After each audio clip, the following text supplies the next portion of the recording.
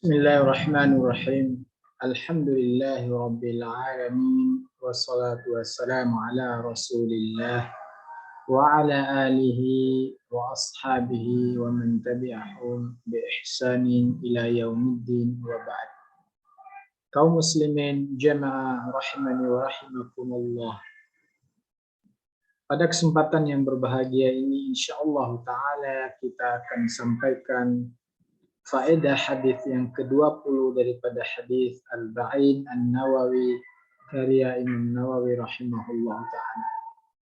Hadis yang ke-20 ini begitu singkat namun memiliki makna yang luar biasa bagi orang-orang yang beriman.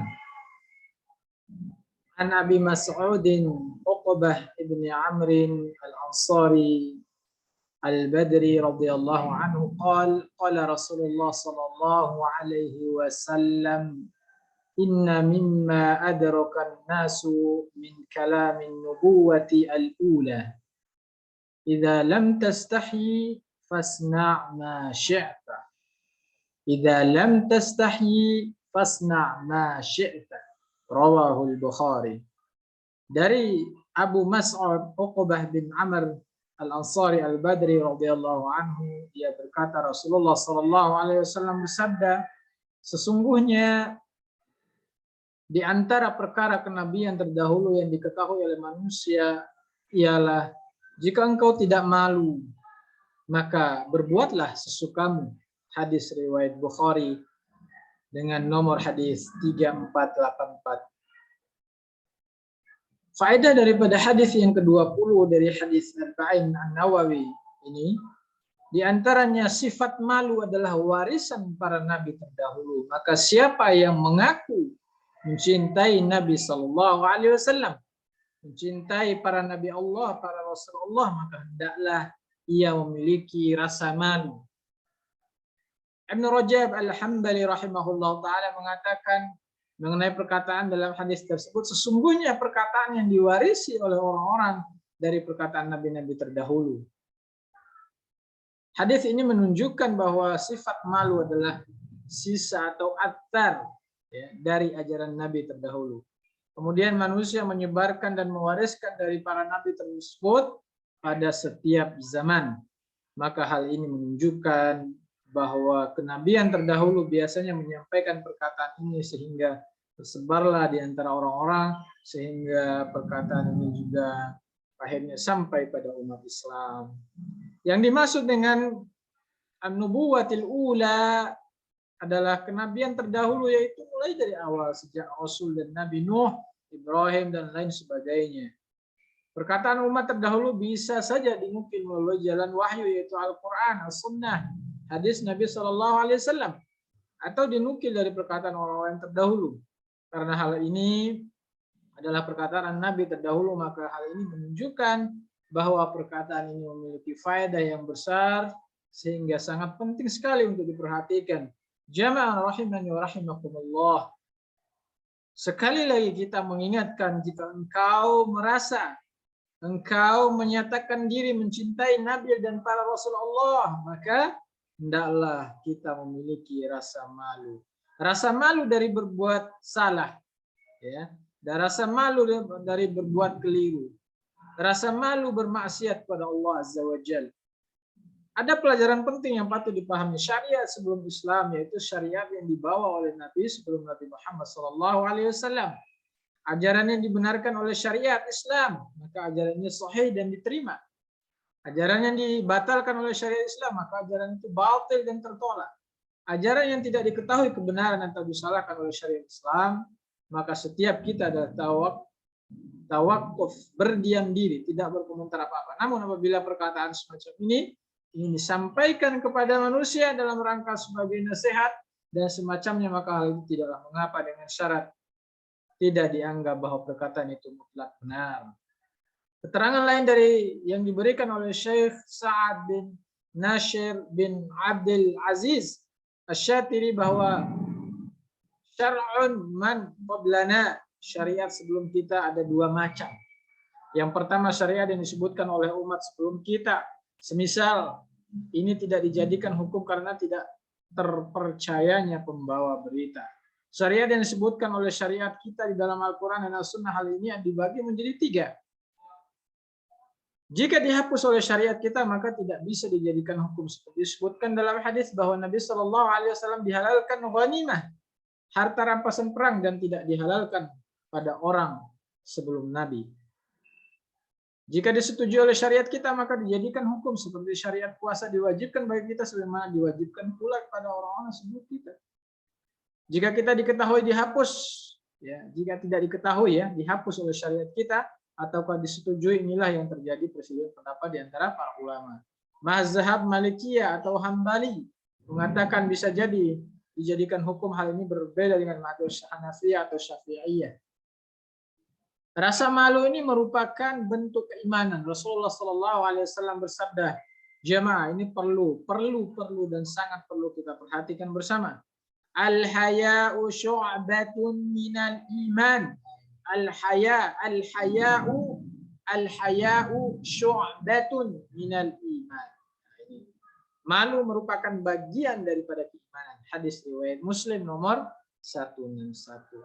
Rasa malu ini juga dipuji oleh Allah Azza wa Jalla. Sebagaimana Nabi Shallallahu Alaihi Wasallam bersabda, Inna Allah Azza wa Jalla hayyun sittirun yuhibbul haya'a wa satra fa idza iktasala ahadukum falyastatir. Sesungguhnya Allah itu Maha Pemalu dan Maha menutupi. Allah cinta kepada sifat malu dan tertutup. Maka jika salah seorang di antara kalian tidak mandi, maka hendaklah menutupi diri. Ya, jika hendak kalian di antara kalian itu mandi, maka hendaklah menutupi diri. Nah, ini ya disyariatkan ya, atau dianjurkan untuk mandi tanpa membuka aurat. Malu ada 2 macam, yang berkaitan dengan hak Allah dan berkaitan dengan hak sesama manusia. Pertama, malu yang berkaitan dengan hak Allah Azza wa Jalla. Seseorang harus memiliki rasa malu ini. Dia harus mengetahui bahwa Allah mengetahui dan melihat setiap perbuatan yang dilakukan, baik larangan yang diterjangnya maupun perintah yang dilakukannya. Jemaah kaum muslimin rahimani wa rahimakumullah, perlu kita perhatikan. Malu yang berkaitan dengan hak manusia. Seseorang juga harus memiliki rasa malu ini, agar ketika berinteraksi dengan sesama, ia tidak berperilaku yang tidak pantas, menyelisihi al-muro'ah dan berakhlak yang jelek. Syekh Utsaimin rahimahullah ta'ala memberikan contoh dalam majelis ilmu. Jika seseorang berada di saf pertama, lalu dia menjulurkan kakinya, maka dia dinilai tidak memiliki rasa malu, karena dia tidak menjaga al-muro'ah, kewibawaan. Jika dia duduk di antara teman-temannya, kemudian dia menjulurkan kaki, maka ini tidaklah meniadakan al-muro'ah, namun lebih baik lagi jika dia meminta izin pada temannya. Bolehkah saya menjulurkan kaki? Ini adalah adab yang mulia bagi seorang muslim. Berikutnya adalah malu juga ada yang merupakan bawaan. Ada juga malu yang mesti diusahakan. Sebagian manusia telah diberikan kelebihan oleh Allah Azza wa Jalla ya, tentang rasa malu. Ketika dia masih kecil saja sudah memiliki sifat demikian. Dia malu berbicara kecuali jika ada urusan mendesak, atau tidak mau melakukan sesuatu kecuali jika terpaksa, karena dia adalah pemalu. Sedangkan malu jenis kedua ini malu karena hasil dilatih. Orang seperti ini biasanya dicekatan ya dalam berbicara, berbuat. Kemudian ia berteman dengan orang yang memiliki sifat malu dan dia tertular dengan sifat ini, dan mereka rasa malu yang pertama di atas lebih utama daripada yang kedua. Ini jemaah kaum muslimin rahimani wa rahimakumullah. Lalu bagaimana kita memupuk rasa malu kita ini jemaah? Ya, Ibnu Rajab Al-Hambali rahimahullah ta'ala dalam Jami' al-Ulum wal al-Hikam menerangkan bahwa malu yang mesti diusahakan bisa diperoleh dari mengenal Allah Azza wa Jalla. Mengenal keagungan Allah, merasa Allah dekat dengannya. Inilah tingkatan iman yang paling tinggi, bahkan derajat ihsan yang paling tinggi. Sifat malu bisa muncul pula dari Allah dengan memperhatikan berbagai nikmatnya dan melihat kekurangan dalam mensyukuri nikmat-nikmat Allah. Jika rasa malu yang diusahakan ini pun tidak bisa diraih, maka seseorang tidak akan bisa tercegah dari melakukan keharaman. seakan-akan iman tidak ia miliki. Wallahu a'lam bishawab. Perlu diketahui jemaah rahimani wa rahimakumullah kaum muslimin bahwa rasa malu suatu akhlak yang terpuji, kecuali jika rasa malu tersebut muncul karena enggan melakukan kebaikan atau dapat terjatuh dalam keharaman. Maka jika seseorang enggan untuk melakukan kebaikan seperti enggan untuk nahi mungkar, melarang kemungkaran padahal ketika itu wajib, maka ia adalah sifat malu yang tercela. Ini perlu diperhatikan juga. Jika tidak malu, lakukanlah sesukamu. Para ulama mengatakan bahwa perkataan itu adalah dua makna. Yang pertama, kalimat tersebut makna perintah, dan perintah ini bermakna mubah. Maknanya adalah jika perbuatan tersebut tidak membuatmu malu, maka lakukanlah sesukamu. Maka makna pertama ini kembali kepada perbuatan. Kalimat tersebut bukanlah bermakna perintah. Para ulama memiliki dua tinjauan dalam perkataan keduanya. Kalimat perintah tersebut bermakna ancaman. Jadi maknanya adalah jika kamu tidak memiliki rasa malu, maka lakukanlah sesukamu. Ini maksudnya adalah ancaman. Sebagaimana Allah Ta'ala berfirman, "I'malu ma syi'tum innahu bima ta'maluna basir."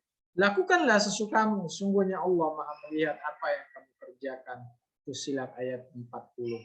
Jamaah kaum muslimin rahimani wa rahimakumullah. Maksud daripada ayat ini bukanlah maksud agar ia melakukan sesuka kita, termasuk perkara maksiat. Namun maksud ayat ini adalah ancaman. Jika kamu tidak memiliki rasa malu, lakukanlah sesukamu.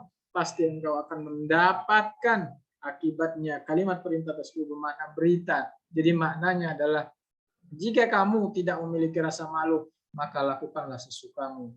Dan penghalangmu untuk melakukan kejelekan adalah rasa malu. Jadi siapa yang tidak memiliki rasa malu, maka dia akan terjerumus dalam kejelekan dan kemungkaran. Dan yang menghalangi hal semacam ini adalah rasa malu. Kalimat semacam ini juga terdapat dalam hadis Nabi SAW di dalam riwayat Bukhari dan Muslim. Man kadzaba alayya muta'ammidan falyatabawwa maq'idahu minan nar. Man kadzaba alayya muta'ammidan falyatabawwa maq'adahu minan nar. A'udzubillahi min dzalik. Barang siapa yang berdusta atas namaku dengan sengaja, maka silakan ambil tempat duduknya di neraka. Wa na'udzubillahi min dzalik. Kalimat ini adalah perintah namun bermakna khabar, berita. Jadi jika tidak memiliki sifat malu, pasti engkau akan terjerumus dalam kemungkaran. Maka untuk itu jemaah rahimani wa rahimakumullah kaum muslimin di mana saja engkau berada, maka berhati-hatilah ketika kita melakukan sesuatu. Perlu rasa malu ini ada di dalam diri kita sehingga kita bisa terhindar dari kesalahan, terhindar dari apa yang Allah larang, dan lebih mudah daripada melakukan perbuatan yang diperintahkan Allah Azza wa Jalla. Semoga faedah daripada hadis yang ke-20 ini bisa memberikan kita pencerahan dan makna yang lebih tentang rasa malu, sehingga kita bisa berusaha. Yang saat ini tidak memiliki rasa malu, maka diusahakan untuk bisa memiliki rasa malu ini. Namun ingat, rasa malu yang dimaksud di sini adalah berkaitan dengan perbuatan-perbuatan yang dilarang oleh Allah Azza wa Jalla. Bukan rasa malu dari mencegah daripada kemungkaran misalkan. Nah, itu tidak bisa, tidak boleh kita malu dalam mencegah kemungkaran. Wassallallahu ala nabiyina wa barik wasallam. Subhanakallahumma bihamdi asyhadu an la ilaha illa anta astaghfiruka wa atubu ilaik. Assalamualaikum warahmatullahi wabarakatuh.